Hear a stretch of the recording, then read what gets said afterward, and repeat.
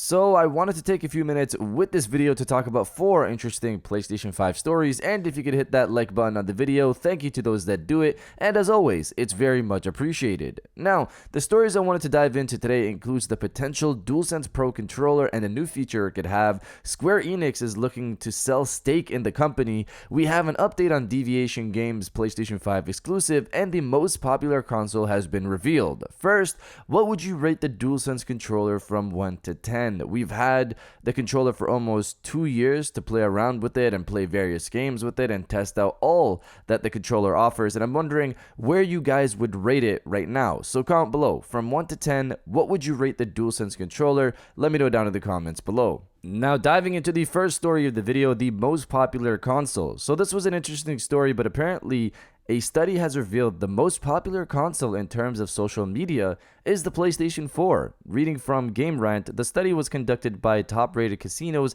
and looked at data from Instagram, Reddit, TikTok, and YouTube to determine the consoles and manufacturers people are talking about the most. Of course, it should be pointed out that sales numbers are a more definitive way of determining the popularity of a console, though they may not be reflective of modern times. For example, the PlayStation 2 and Wii are two of the top-selling video game consoles, but they aren't used today as much as they were 15 to 20 years ago. According to the study, PlayStation 4 is the most popular video game console today, followed by Xbox One in second place. The PlayStation 5 earned third place, with Nintendo Switch in fourth, PlayStation 3, Game Boy, Wii U, PlayStation 2, Xbox 360, and Xbox Series X followed. So there you have it. I honestly thought PlayStation 5 would be in the top with how much it's been talked about, and it being unavailable, the controversies, the new games, and all of that. PlayStation 5 is the biggest focus, so it's interesting to hear the PlayStation 4 is still the most talked about, but I guess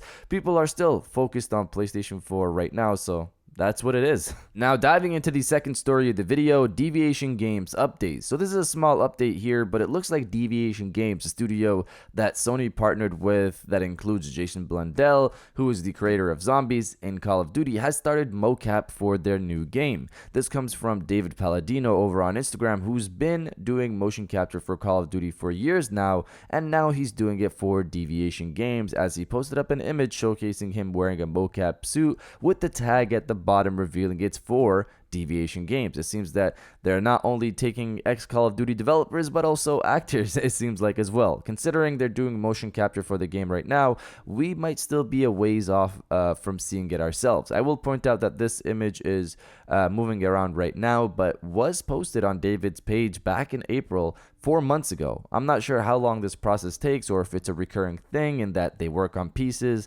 and redo some mocap, but we do know full-scale development for the project was confirmed to have started in 2022. So again, it could be some time before we see anything. In terms of what we know about the project itself, we have heard rumors stating that they're working on an FPS title that will incorporate multiple story campaigns along with multiplayer modes for arcade and competitive gameplay, and that it will be supported for years to come. To me, it sounds like a bit like Destiny, but considering this is made by ex-Call of Duty developers, I'm assuming it'll be more grounded in modern warfare. But you guys let me know if you're excited for Deviation Games' potential FPS title or not. Let me know down in the comments below. Now diving into the third story of the video, the DualSense Pro. Reading from PlayStation Universe, Sony Interactive Entertainment has filed a patent indicating the PlayStation 5 DualSense controller may receive an updated version that includes haptic feedback analog sticks. The new patent suggests that the controller could receive an upgrade that features non-Newtonian fluids to allow for hydraulic resistance for the analog sticks. However, as with any patent, this doesn't necessarily mean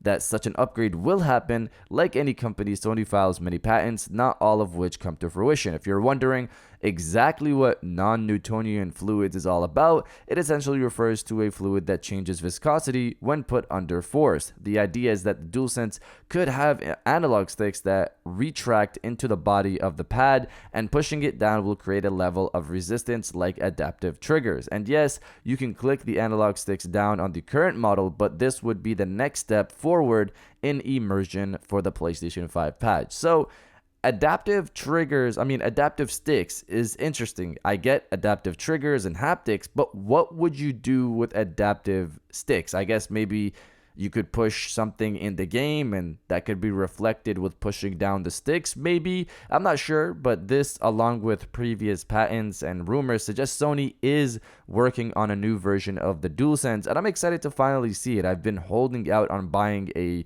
Sqaure controller to see what Sony gives us, but if they take another year or longer, I might just buy a Sqaure or Battle Beaver controller. Now, diving into the final story of the video, Square Enix is selling. Reading from Video Game Chronicle, Square Enix wants to sell stakes in some of its development studios to improve capital efficiency, it's been reported. The publisher held a conference call on Friday to discuss its most recent financial results, and following the call, Japan-based analyst David Gibson took to Twitter to summarize its plans. According to Gibson, rising development costs of making games means with 100% owned studios, they need to be selective and concentrate resources, which limits expansion, Gibson wrote. As such, the publisher will be doing a studio portfolio review.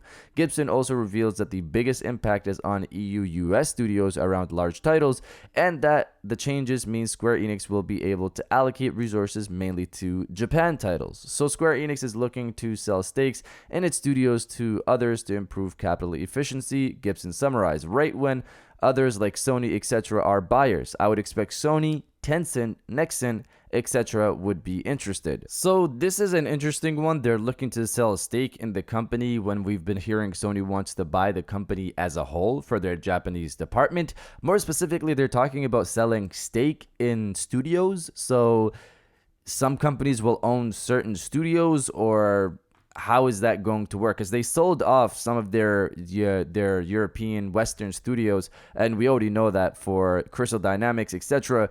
But does that mean they're going to sell off more studios? Because all that's left is really their Japanese studios. So are they going to sell stake in those?